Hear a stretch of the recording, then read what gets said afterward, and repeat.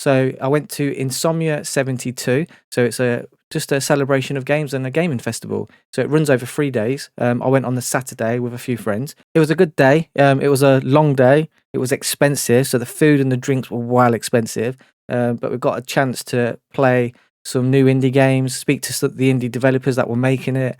Also, there was a retro section that had all old games like Donkey Kong or the original PlayStation, Xbox games, all that kind of stuff. So it was great. It was just great fun. There were loads of stalls with selling loads of great little stuff like models and swords and lightsabers and all that kind of stuff. It was a nice day. A lot of walking. Anyway, let's check the footage out. So this was just getting on the train. So this was at my little train station in Rugby. This was the view leaving Rugby. As you can see, it's a shithole. I'm only joking. No, it's a nice little town. It's got a historical history to it. So this was entering Birmingham International Station. Still in Birmingham International Station, which is linked to the NEC. As you can just see there, where we're heading into the NEC section.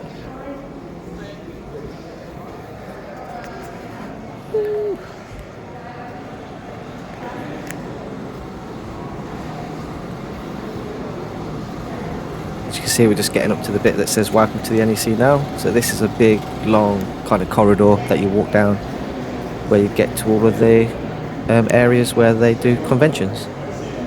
Camera shake.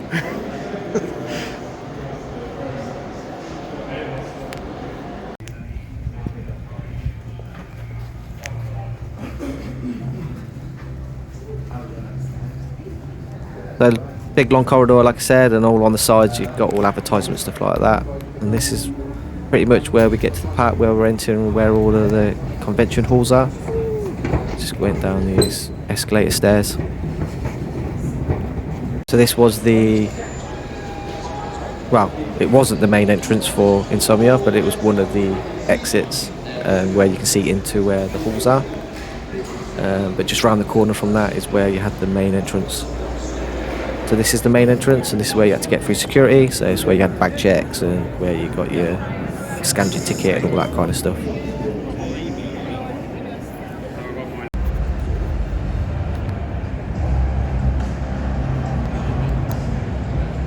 So we got there a bit later in the morning, so we got there about just gone 10:30, 11. So we actually stopped off at Weatherstone's before and had a breakfast, a very expensive breakfast that cost over £20 just for a drink and a basic breakfast, one sausage, egg, beans, all that kind of thing. But this was the main entrance heading into Insomnia, so I had the big screen above and then going into the main hall.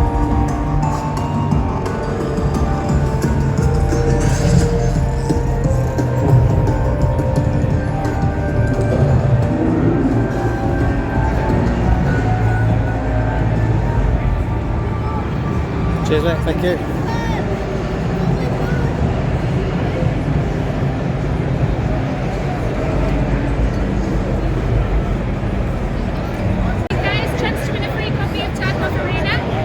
So this was basically a VR game where they were playing, I think they were playing dodgeball, well, not dodgeball, but they were like hitting like a virtual ball back and forth. They had to dodge and then also bounce one back. Looked interesting. Didn't have a go on it because the queue was quite big. Had a VR set before myself, so I didn't really want to queue up for that, but it looked good.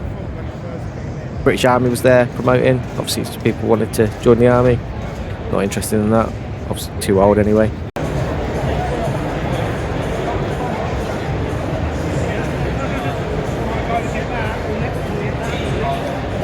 That's just one of the stands, and that's a scan one. So scan in the UK, they sell hardware, PC hardware, PCs and all components and stuff.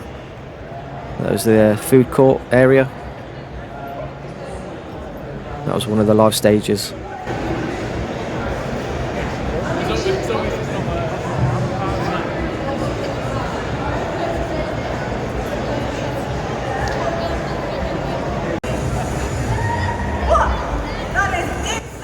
Here I just caught the live stage where they were just giving out some freebies, like t-shirts and stuff. Another t-shirt this side.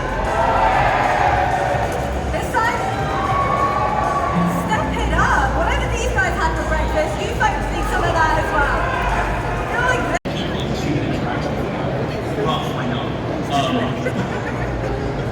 Big monster truck. To talk about the video game,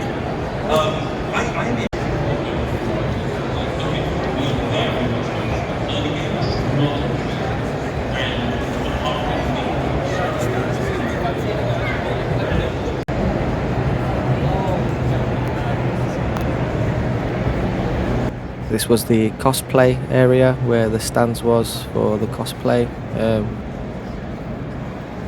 To the big green tent in the background there, that was the D&D area, so you could book and go and play D&D. It was fully booked out when we already got there for the day that we were there.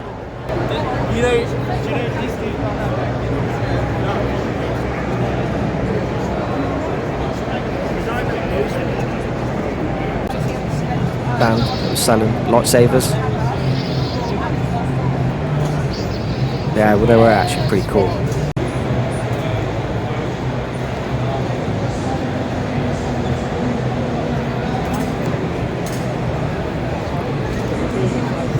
So one thing I will say, there was a lot of stands, and a lot of them had loads of interesting stuff to look at. We'll get more to that later. So this was an interesting one. So this was a little competition, and it was quickest time to put a PC together. So graphics card, CPU, memory, SSD. So I really like this stand. So this stand did some awesome like mouse mats.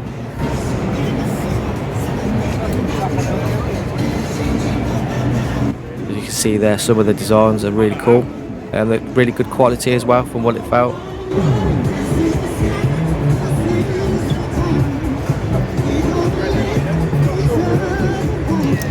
ID gaming, okay, you can take a picture of that. So it's idgaming.co.uk if you're interested. I actually checked the website out when I got home, and you can actually design your own, and they will make it and send it to you. If you've got your own pictures or anything you want to put on it, and get one made. And they're not too expensive either. No, just a photo, it's not later.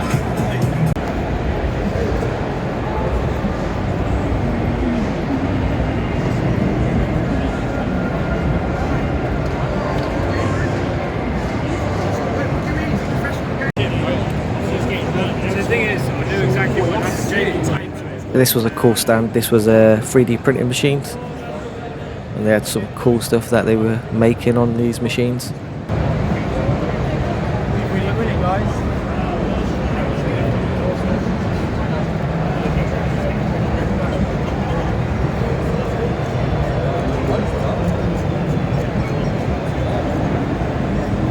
Something I always wanted to get into, but they take a long time to make the stuff, and also I haven't got the area at the moment. You can't really do it in.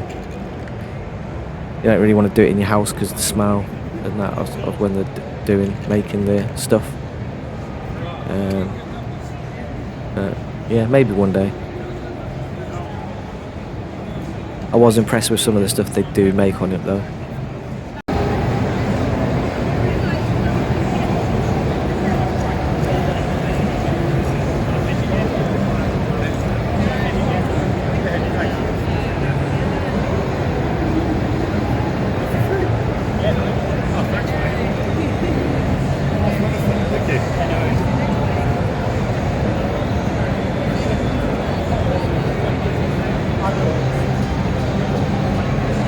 That was cool, the controller holder.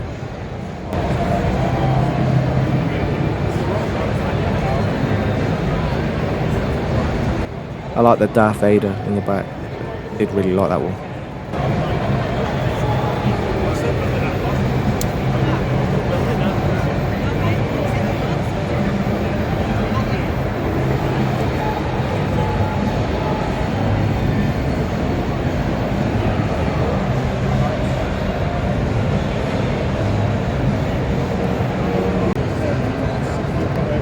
I just just wouldn't go more. It's just one of the custom build PCs. There was loads scattered around on loads of the stands. I did really like this one, so I thought I'd film it.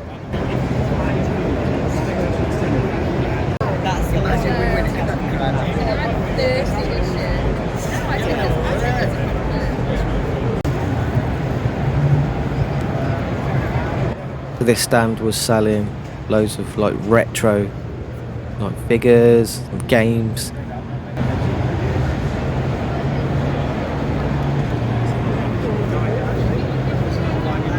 And pretty cool posters as well. I did like that Zelda one.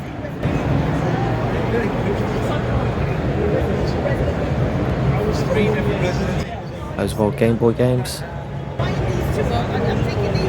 Oh yeah. Simon, it's a Simon Hill poster over there.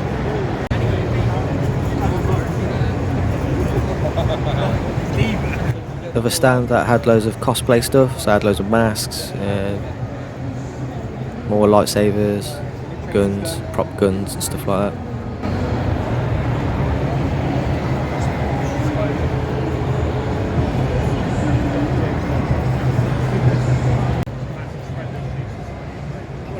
These are like glass balls, with the figures inside, or the Pokemon inside, were pretty nice, pretty cool. And this, I'd really like this, but the cost of it, £100 for the Tony Stark art reactor replica. Expensive. Look cool though.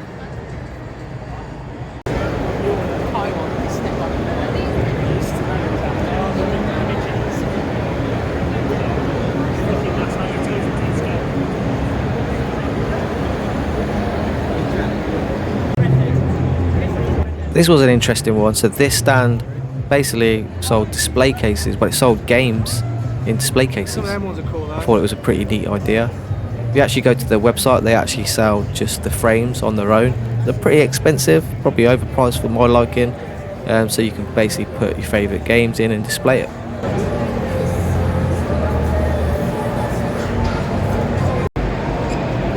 This was the tabletop section. So this is where you can chill and play a board game, tabletop game.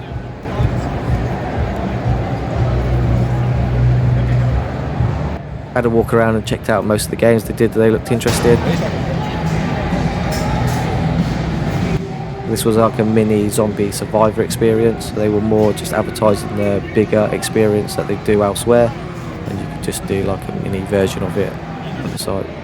So this is a VR rig, so this was a standing rig that you can like obviously simulate walking around and stuff in VR. You asked permission for that content? Oh no, yeah. They look cool, but probably definitely overpriced. I can't see many people having them in the house.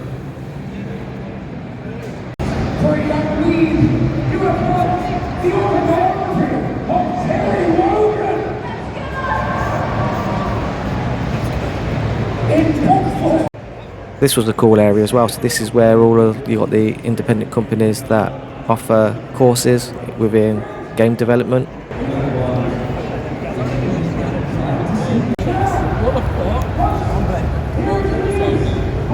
This was one of the first indie games that we were looking at. It was some kind of space racer one. It didn't work very well in dual split screen, and from the looks of it, the controls are really hard. Yeah, we didn't like this one, to be honest with you. It was a bit quirky. But what you got to remember with all these ones, they're very early in development, and they're just showcasing the game and just getting it out there for people to just have a quick go and notice.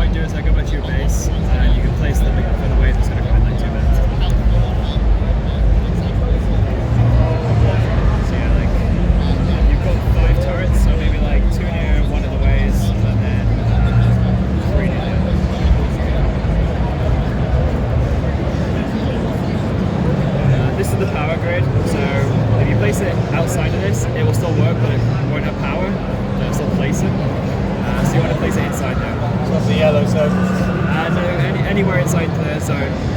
The yellow circles are just to show that you're adjacent to another building. I'll probably remove it for tourists in future and just keep it for upgrade buildings.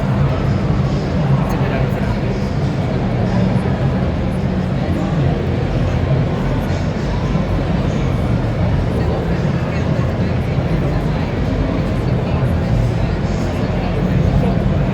So you've got like 35 seconds.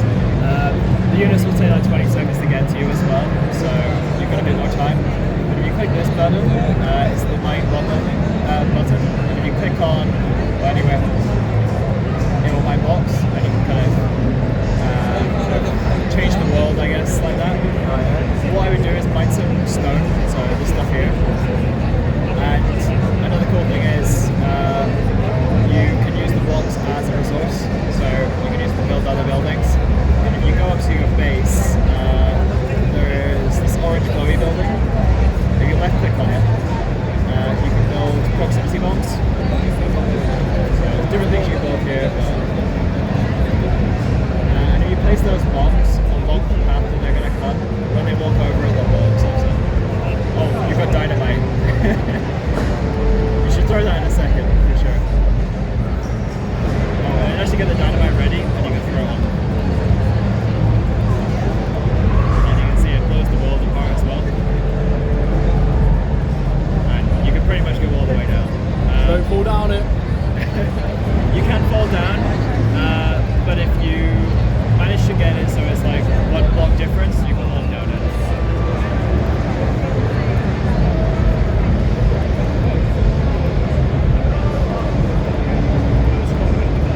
Perfect.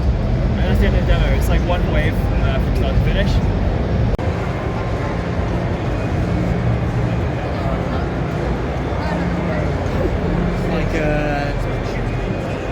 They were showcasing Zero Survivalist. This game's currently already out on Steam, so you can head over to Steam and download it now.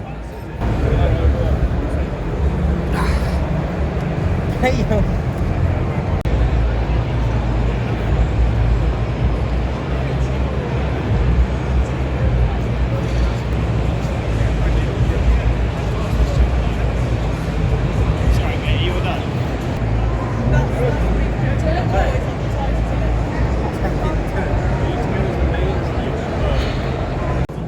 This was cool. This was just a racing simulator. You could have a go on, so add F1 game. It's pretty cool. Step one, I think, after that, once you are there, surround yourself with people who understand you, whether allies or people who are familiar with, and people you trust. I think that This was in the Red Bull section, where this was being hosted. alone, just kind of to like, hey, why don't we do a talk at the Red Bull stage and talk about it?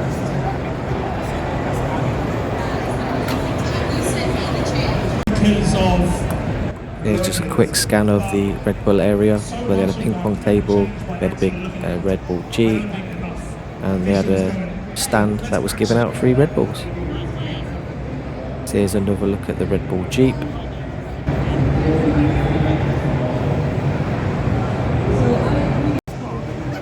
We started looking at the retro gaming section.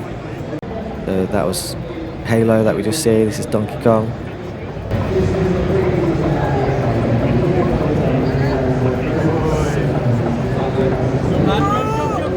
Then you had Time Crisis, House of the Dead, loads of awesome games from back in the day. With the old CRT monitors, that's why you get the flickering when another camera's facing it. This was one of my favourite games from back in the day, so Crazy Taxi. And we had obviously Mario N64, so this was Escape from Tarkov arena area. So this was a big showcase for the arena version of the game. The vibes are immaculate, but the time of Pixie is still on the board. Was another one of the areas where they were hosting competitions. So they had proper teams, and this was Oh, that it is. Big down to Piggy. Can they find the final blow? It doesn't look like they can. I believe League of Legends. Jack Love, and there it is. The flash in. Doesn't even die from the tower. Living on a win and a prayer that 25 losing away there with his much. Spy.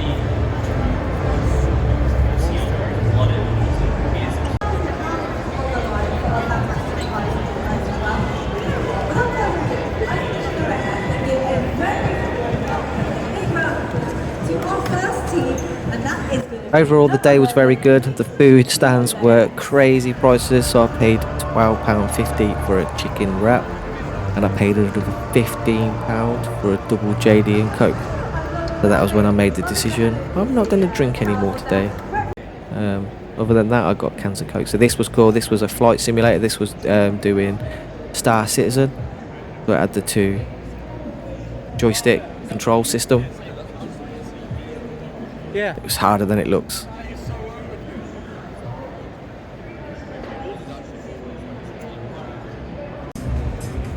This was on the Monster area.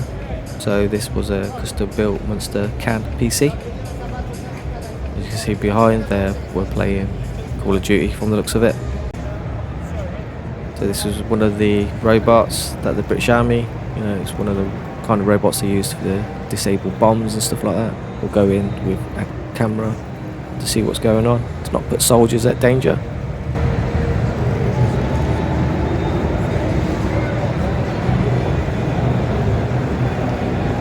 Still very cool.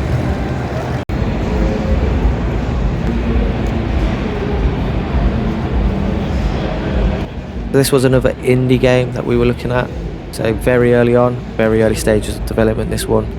So this is a card system deck builder game.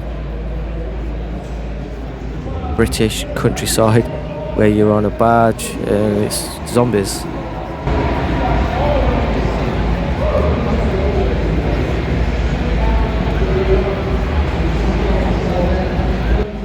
And head over to Steam and actually wishlist this one. This one is very, very early on. Animations, everything are all a bit quirky on this one.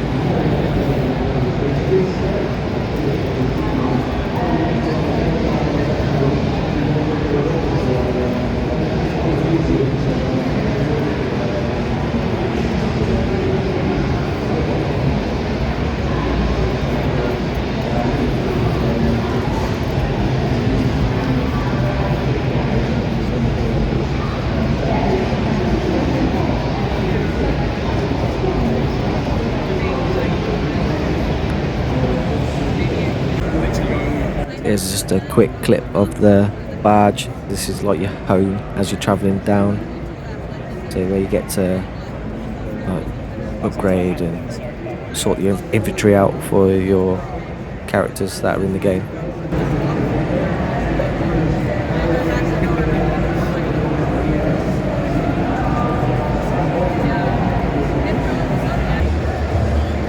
The big job, so I like this one. This one is early on. This is a cover-based, story-driven first-person shooter game.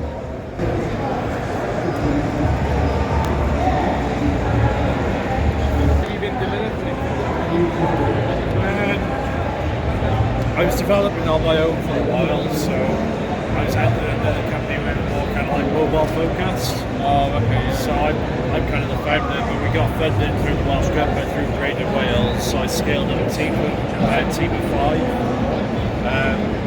We would work on it for about 6 or 7 months, and then I went to like myself and a programmer basically, and then we were working on it for about another year.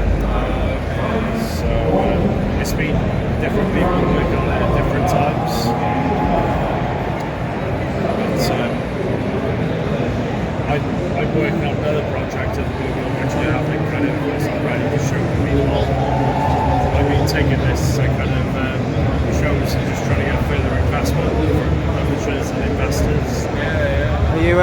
like it has a lot of potential, to be fair. Yeah, it's like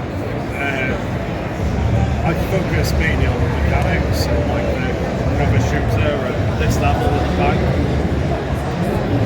You need to walk up to the guard on your right hand, just behind you, the window. It'll trigger a cutscene. It's built in Unity, so it's in a high definition render pipeline. It's a 1980s dystopian British backdrop game. Yeah, I just saw it on Steam. I just added it to my wish list. Oh, cool. Thanks, man. Are you planning to release early access or? Well, at the moment, I've had feedback from like a couple of publishers. So I've had feedback from Focus Home, Team 17, Ambit Studios, and like they said that they want to know more about the story. So that's kind of what I'm trying to work on in the background.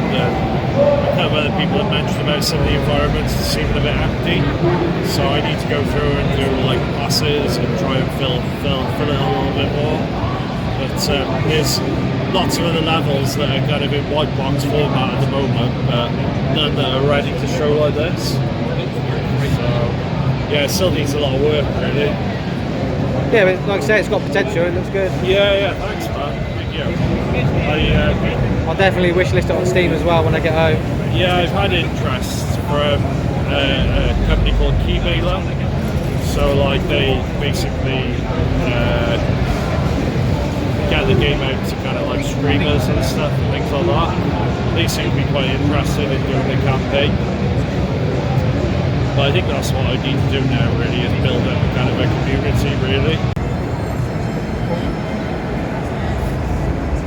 This was a cool little Nintendo themed Pokemon stand. I'd like the little Pokemon orbs, and that picture cracked me up. Mario with a spliff.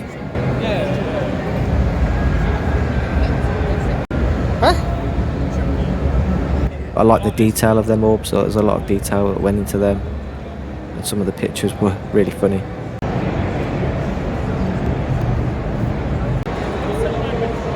Like I said earlier, lots of cool stands, lots of cool pictures that they were selling. It was nice walking around and seeing a lot of the stuff.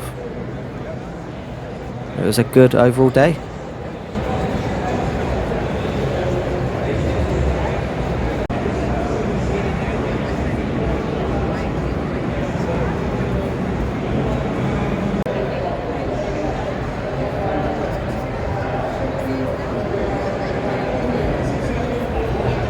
The last game we checked out for the day was kind of like an arcadey Souls type game. So you're basically this little triangle, and you're working through a level, and you've got like weapons, as you'll see. He swings, and yeah, and there's other triangles trying to kill you. Had some nice lighting effects, nice top-down view, and it was hard, very hard. But if you're into your Souls type battle combat games, you want something just a bit more relaxed and easy on the eyes, and maybe this might be a game for you.